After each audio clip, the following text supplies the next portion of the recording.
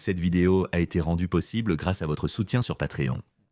Abonnez-vous sur Patreon pour accéder en avant-première aux vidéos et à du contenu supplémentaire.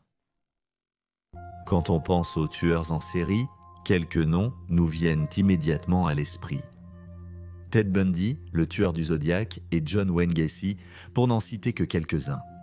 Mais ces hommes américains ne représentent qu'une infime partie du nombre impressionnant de criminels violents et récidivistes qui existent dans le monde. Et beaucoup de ceux venant d'autres régions du monde sont moins connus. Dans l'épisode d'aujourd'hui de Cold Case Detective, nous allons explorer 2 tueurs en série terrifiants venus d'Europe.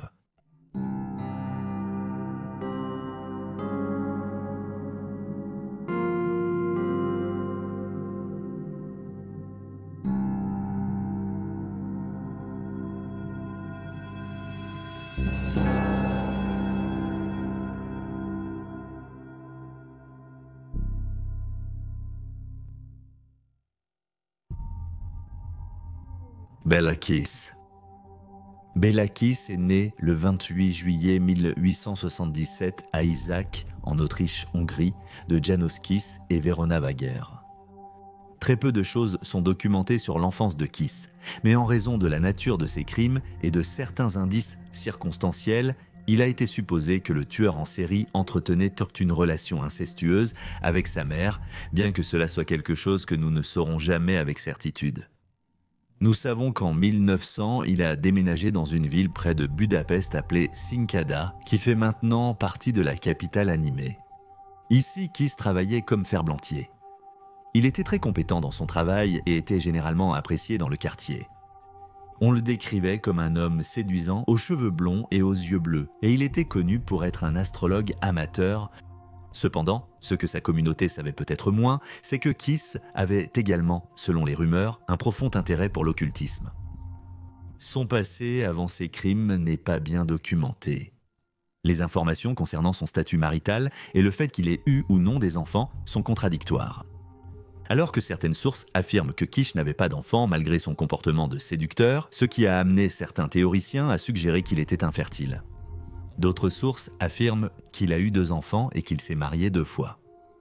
L'une de ces unions supposées était avec une femme nommée Marie, qui était nettement plus jeune que Kiss lorsqu'ils ont emménagé dans une nouvelle maison en février 1912, alors qu'il avait 37 ans. Selon certaines sources, le mariage s'est rapidement effondré lorsque la femme de Kiss est partie pour être avec son amant. Cependant, la validité de cette information reste incertaine. Il est cependant largement rapporté que Marie et Paul furent les premières victimes de l'homme de 37 ans et que Paul fut la seule victime masculine dont le corps fut retrouvé par la suite. Cependant, une fois de plus, cela reste incertain. La plupart des journaux rapportent que toutes les victimes de Kiss étaient des femmes. À un moment donné, en 1912, Kiss engagea une femme de ménage pour s'occuper des tâches quotidiennes à effectuer sur la propriété. Madame Jakubek était une employée loyale et travailleuse qui ne pensait que du bien de l'homme qui l'avait engagé, notant qu'il était gentil et la payait bien. Il paraît qu'elle ne l'a vu faire preuve de générosité qu'envers ses voisins, l'ayant même vu une fois s'occuper d'un chien malade. Madame Jakubek a également noté que son patron était extrêmement sociable. En tant que célibataire, il correspondait souvent avec des femmes et les invitait chez lui. Kiss rencontrait ces femmes célibataires en passant des annonces dans le journal local, se décrivant comme un veuf à la recherche de compagnie féminine. La gouvernante, cependant, se faisait discrète chaque fois que Kiss recevait des visiteurs, si bien qu'elle ne faisait jamais vraiment attention à qui entrait ou sortait. Une chose étrange que les voisins remarquaient à propos de Kiss, c'est qu'il avait plusieurs grands fûts métalliques sur sa propriété. Apparemment, il affirmait qu'il les utilisait pour stocker de l'essence, bien que les voisins soupçonnaient qu'il y stockait plutôt de l'alcool. En 1914, Kiss fut enrôlé dans l'armée pour combattre pendant la Première Guerre mondiale. Il confia sa maison à sa gouvernante pendant son absence. Puis, en 1916, les autorités de Budapest reçurent un appel téléphonique d'un propriétaire affolé qui avait trouvé des fûts métalliques d'où émanait une odeur nauséabonde. Il était le propriétaire du logement dans lequel Kiss avait vécu. Lorsque la police est arrivée sur les lieux, elle a ouvert l'un des fûts et a été confrontée à une scène horrible. À l'intérieur se trouvait une femme nue, morte par strangulation, avec une corde autour du cou. Elle avait été conservée dans de l'alcool à brûler. Les autres fûts trouvés autour de la propriété contenaient également des corps. 7 ont été retrouvés dans le jardin, tandis que 17 autres ont été découverts dans la campagne environnante. Visiblement alarmés par la scène, les autorités ont contacté l'armée et leur ont demandé de retenir Bélakis, mais malheureusement pour elle, le nom Bélakis était extrêmement courant et il était impossible de savoir lequel la police recherchait. Les enquêteurs se sont assurés qu'aucun télégramme ni aucune lettre n'arriverait jusqu'au tueur en série, afin qu'il ne soit pas informé que les autorités savaient ce qu'il avait fait. Au début, Madame Jakubek a été soupçonnée d'être impliquée dans les meurtres, ou du moins d'en avoir connaissance, surtout lorsque la police a découvert que Kiss lui avait laissé de l'argent dans son testament, mais elle a nié toute implication ou connaissance de ce que son employeur faisait. Elle a cependant indiqué aux autorités l'existence d'une pièce dans laquelle il lui était interdit d'entrer. Cette pièce contenait plusieurs immenses bibliothèques, remplies de livres sur l'étranglement et l'empoisonnement. Le seul autre meuble à l'intérieur était un bureau qui était rempli de lettres provenant de 74 femmes. La plus ancienne datait de 1903. D'après ces preuves, la police a déterminé que Kiss escroquait des femmes d'âge moyen, principalement des veuves qui cherchaient à retrouver l'amour. Il avait spécifiquement choisi des femmes sans aucun parent vivant, ou du moins sans proches parents en utilisant le nom de Hoffman plutôt que celui de Kiss. Il rencontrait les femmes, les séduisait et les convainquait de lui envoyer de l'argent. 2 de ses victimes avaient de même engagé des poursuites judiciaires parce qu'il leur avait pris de l'argent. Cependant, les affaires avaient été classées sans suite parce que les femmes ne s'étaient pas présentées au tribunal. Il aurait reçu 174 propositions et en aurait accepté 74. Chaque victime a été étranglée. Leurs corps étaient ensuite placés dans des fûts métalliques hermétiques où ils étaient conservés dans de l'alcool. Selon certains rapports, il y avait des blessures par perforation sur le cou de certaines victimes, ce qui pourrait être lié à l'intérêt présumé de Kiss pour l'occultisme. Kiss aurait pu pratiquer le vampirisme.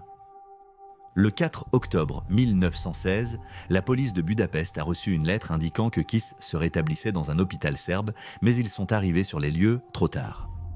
L'homme qu'ils recherchaient, si c'était vraiment Kiss, avait déjà pris la fuite. Il avait laissé un soldat mort dans son lit pour tromper le personnel médical de passage. La police hongroise a alors été alertée et informée de la situation. Il y a eu de nombreux signalements de Kiss dans les années qui ont suivi, mais la plupart se sont révélés être des impasses et les autorités n'étaient pas plus près d'attraper le tueur en série dépravé. Il y a eu beaucoup de spéculations sur le fait que Kiss ait simulé sa mort en échangeant son identité avec celle d'un soldat mort pendant la guerre. Des rumeurs circulaient selon lesquelles il aurait été emprisonné en Roumanie pour cambriolage ou serait mort de la fièvre jaune en Turquie. En 1920, un soldat de la Légion étrangère française a parlé d'un autre qui se faisait appeler Hoffman. Hoffman se serait vanté de sa maîtrise du garrot et il correspond à la description de Kiss.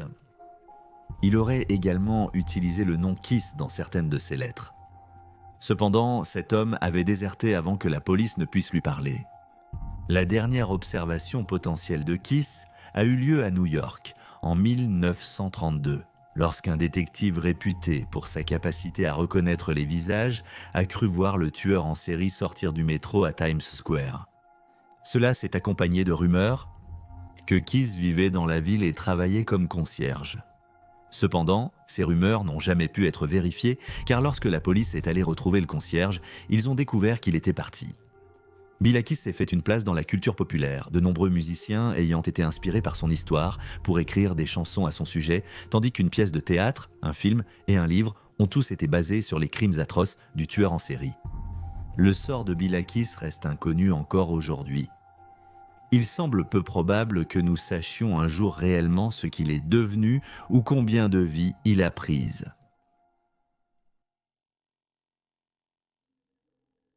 Archibald Hall. Archibald Thompson Hall est né le 26 juin 1924 à Glasgow, en Écosse, dans une famille défavorisée. Adolescent, il s'est tourné vers des activités criminelles pour tenter de s'en sortir. À l'âge de 15 ans, il a commencé à voler et a rapidement fait évoluer cela en cambriolage. Il a déménagé à Londres avec ses gains mal acquis et s'est intégré à la scène sociale gay là-bas en tant que jeune homme bisexuel. À l'âge de 17 ans, Hall a reçu sa première peine de prison lorsqu'il a été surpris en train d'essayer de vendre des bijoux qu'il avait volés alors qu'il était encore en Écosse. Pendant cette peine, le jeune homme a étudié les antiquités et a appris l'étiquette de l'aristocratie. Il a même pris des cours d'élocution, ce qui l'a aidé non seulement à atténuer son accent de Glasgow, mais à l'éradiquer complètement. Avec ses nouvelles compétences, Hall a décidé qu'il lui fallait aussi un nouveau nom. Il a adopté le pseudonyme de Roy Fontaine après avoir été inspiré par la star de cinéma Joan Fontaine, qui a eu une carrière illustre durant l'âge d'or du cinéma. Grâce à son charme et à son habileté sociale, Hall s'est rapidement lié avec des lords et des ladies, ainsi qu'avec des dramaturges et d'autres personnes du monde du spectacle. Il n'a pas fallu longtemps avant que Hall décroche plusieurs emplois de majordome, mais ces périodes d'emploi furent de courte durée car Hall volait souvent ses employeurs et fut condamné à plusieurs reprises à la prison. Pendant cette période, il s'est également marié puis a divorcé. En 1975, après un autre séjour en prison, Hall est retourné en Écosse et a commencé à travailler pour Lady Margaret Hudson de Kirtleton House dans le Dumfriesshire. Au début, Hall prévoyait de reprendre ses anciennes habitudes et de voler des bijoux pour les revendre, mais à un moment donné, il s'est rendu compte qu'il aimait son travail et son employeuse, et il a décidé d'essayer de rentrer dans le droit chemin. Cependant, ses projets ne se sont pas déroulés comme il l'espérait. 2 ans plus tard, en 1977, un homme nommé David Wright est apparu sur la scène lorsqu'il a été embauché comme garde-chasse. Wright était une connaissance que Hall avait rencontrée lors de son dernier séjour en prison et les deux se sont disputés lorsque Wright a volé des bijoux à Lady Hudson. Furieux, Hall a confronté ses anciens compagnons de prison, mais en réponse, Wright a menacé de révéler le passé criminel de Hall. Hall a accepté de garder le silence, mais plus tard, il a invité Wright à une chasse au lapin où il l'a abattu et l'a enterré sur le terrain de la propriété. Les efforts de Hall pour cacher son passé à Lady Hudson furent en vain, cependant, car la police l'informa rapidement de sa véritable nature et il fut ensuite renvoyé de son poste. À partir de là, Hall retourna à Londres où il devint le majordome d'un autre couple aisé, Walter Scott Elliott, 82 ans, et sa femme Dorothy qui en avait 60. Walter venait d'une riche famille aristocratique écossaise et avait auparavant travaillé comme député travailliste. Hall s'entendait bien avec le couple et entretenait des relations amicales avec eux en tant qu'employé. À cette époque, il avait la cinquantaine et n'avait toujours pas abandonné la vie criminelle. Il avait l'intention de voler au couple leurs biens les plus précieux et de les revendre afin de gagner assez d'argent pour prendre sa retraite anticipée. Quelques années auparavant, Hall avait rencontré une Irlandaise nommée Mary Cogle qui, selon certains rapports, était travailleuse du sexe, bien qu'il soit également mentionné qu'elle était femme de ménage chez les Scott Elliott. Grâce à Mary, Hall fit la connaissance d'un homme nommé Michael Quito et les deux s'entendirent immédiatement.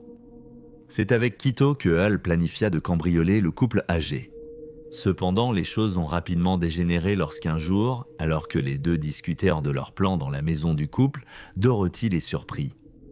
Surprise et confuse parce que Hall avait amené un inconnu chez elle, le duo a paniqué et a attrapé la femme de 60 ans, l'étouffant avec un oreiller.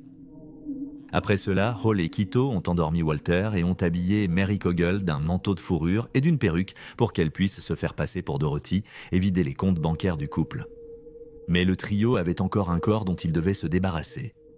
Ils ont gardé Walter sous sédation et l'ont déplacé à l'arrière d'une voiture avec Mary, qui était toujours déguisée en Dorothy.